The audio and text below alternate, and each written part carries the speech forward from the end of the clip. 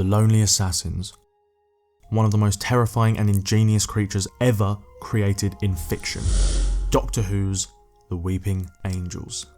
Even people that haven't or don't wish to watch Doctor Who should still watch the episode Blink, which is essentially a short horror masterpiece that stands completely on its own.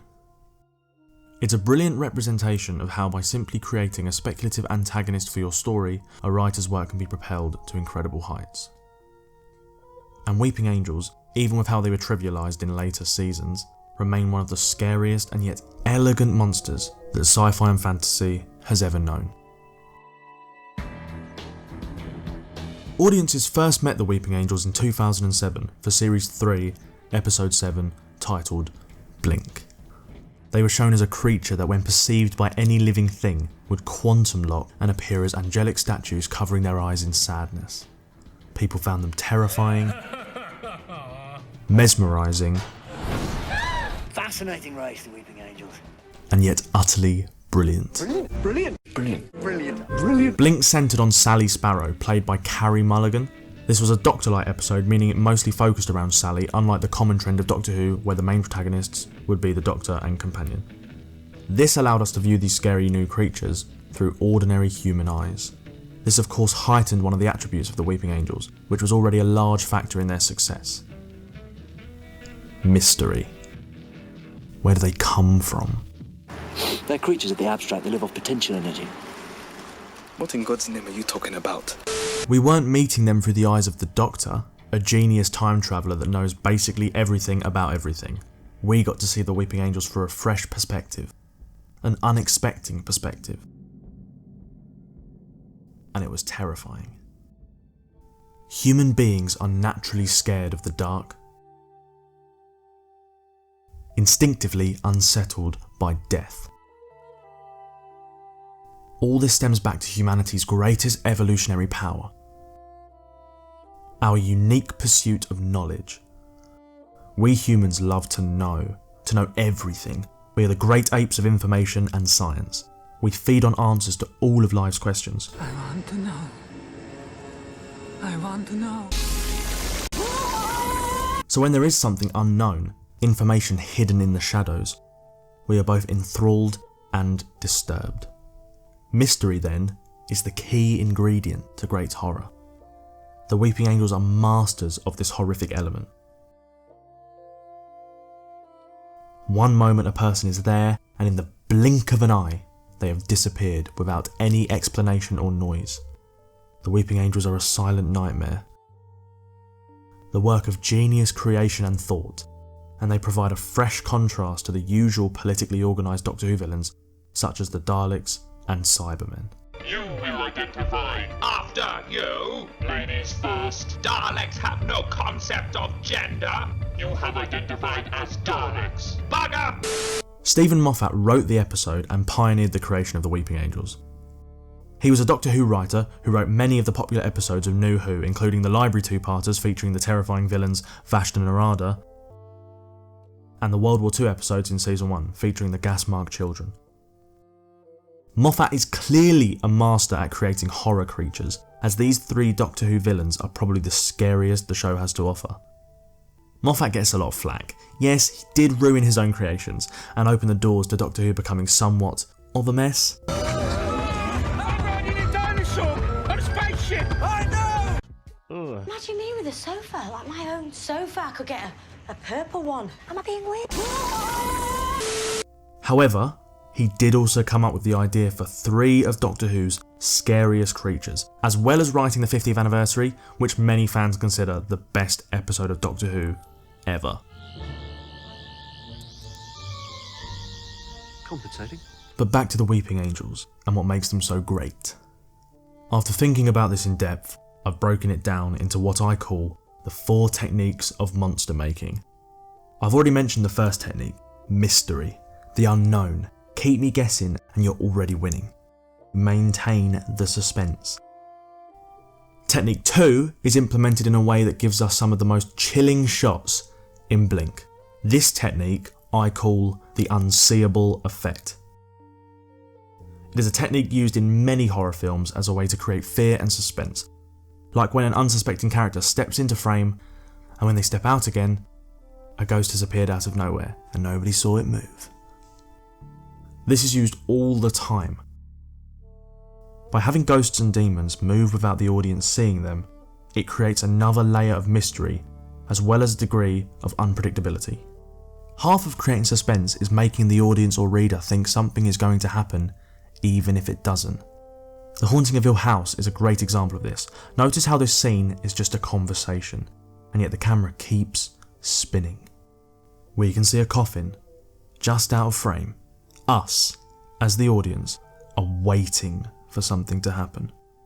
We feel the dread of upcoming events, even if the characters do not. I just want to give some props to Hill House, because as I was editing this and finding clips from Hill House to use to show the unseeable effect, I've gained even more appreciation for the subtleties of their cinematography and their composition and the way they put ghosts in the background, because you could watch it multiple times and still miss stuff, Even when I was trying to look for clips, I'm seeing more and more ghosts in the background, stuff moving, things they've hidden in frame. And I think that's a testament, to the craft, because a lot of horror films, they just want to shove it all in your face and cover you in jump scares, and Hill House didn't do that. They really let you just simmer, in the creepiness. And I remember watching it with my girlfriend, who she'd seen it once. No, she'd seen it twice. She'd seen it a couple of times, and it was my first time watching it. And I was going, "Oh, did you see that?" And she was like, "See what?" And I'm like, "Look, there's a ghost." She's like, "No, it isn't." I'm like, "Yeah, look, it's the shape of a person." And she was like, "Oh yeah." And then that adds to the creepiness, that it's down to you to see it, and if you don't, but when you do, it's extra creepy, I just wanted to give a shout out, because Hill House is really, really creative, and it done a lot of things right, I know a lot of horror fans were like, "It wasn't scary enough," but it wasn't really about that. But yeah, back to your regularly scheduled content. The genius of the Weeping Angels, then, is that not only can the characters not see them move, neither can we. They are statues when the audience is looking at them too. We never see them move, even when the characters aren't looking at them anymore. We are, so they stay as stone. It's almost a fourth wall break, but it's brilliant. Brilliant. This cements them as real. It instills an empathetic fear in the audience. Yeah, fuck this shit, man. That we know as little about these angels as Sally Sparrow does. Personally, I think this is how the Weeping Angels were ruined in later seasons. They were shown moving, which shattered some of the mystery surrounding them. Don't spoon feed me and my mind will fill in the gaps. This was part of Blink's charm. I got to speculate what their movement was like. How could they move so fast? I got to imagine what they truly looked like when unobserved. It was a beautiful mystery that chilled me to the bone. For all we knew, they didn't look like angels at all.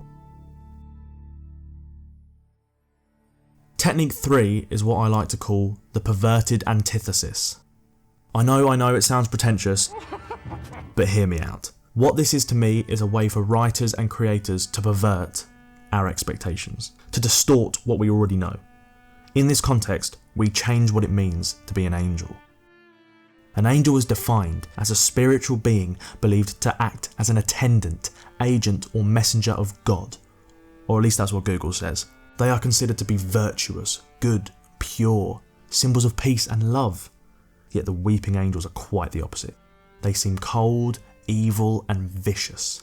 But they are the antithesis of what angel should mean, a perversion of our common understanding. This is why dolls and clowns are used so commonly in horror, to a point where they're almost a cliche, but they never stop being scary. To take something intended to represent positive emotions like joy and then corrupt that is enough to make anxious any sane audience member or reader. Clowns are the freakiest thing on the planet, I'm just putting that out there. Technique 4 is similar to this, but it doesn't necessarily have to be antithetical. I call this technique the commonality effect. You take something as simple as a statue, something we see all around the world and in our daily lives, take something ordinary and normal and corrupt it. Now people will never look at one the same way again. That was the purpose of Blink's ending. They decorate our gardens, graveyards, and churches. They are the bust on our mantelpiece, the gnome by the pond, and the monuments in our town squares.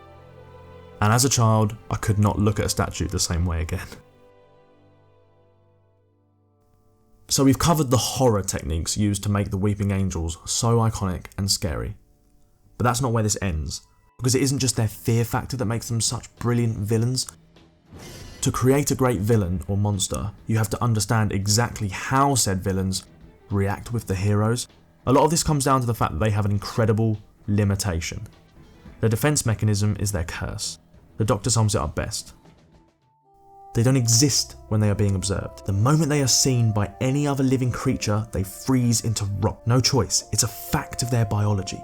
In the sight of any living thing, they literally turn into stone, and you can't kill a stone. Of course, a stone can't kill you either. Then you turn your head away. Then you blink. Then oh yes it can. Don't take your eyes off that. That's why they cover their eyes. They're not weeping. They can't risk looking at each other.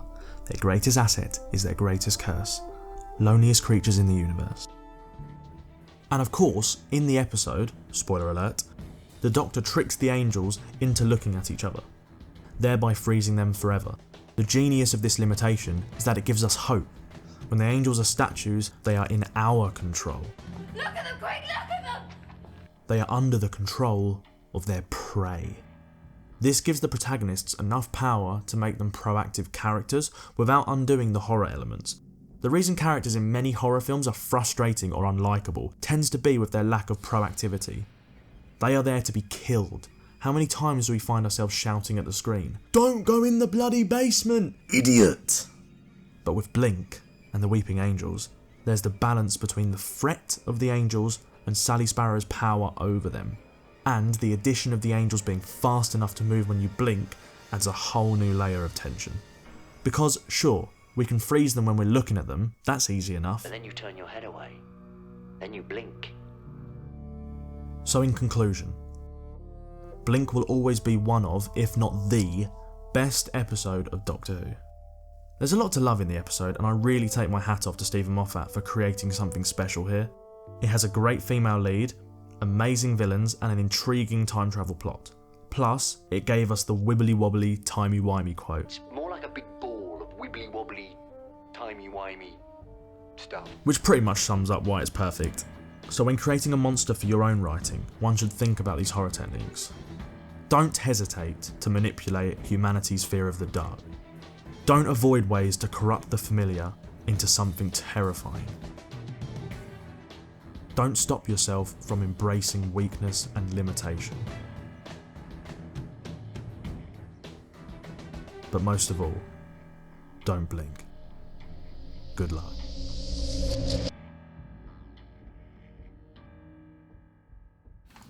Thanks for watching. I'm going to try and do some more of these video essay type stuff. Please like, because that helps with the algorithm. Comment, because engagement is awesome and I want to build a community. So yeah, if you like this sort of stuff, please subscribe and stay tuned for more of what I want to make and share with you all. So yeah, thanks for watching. See you later.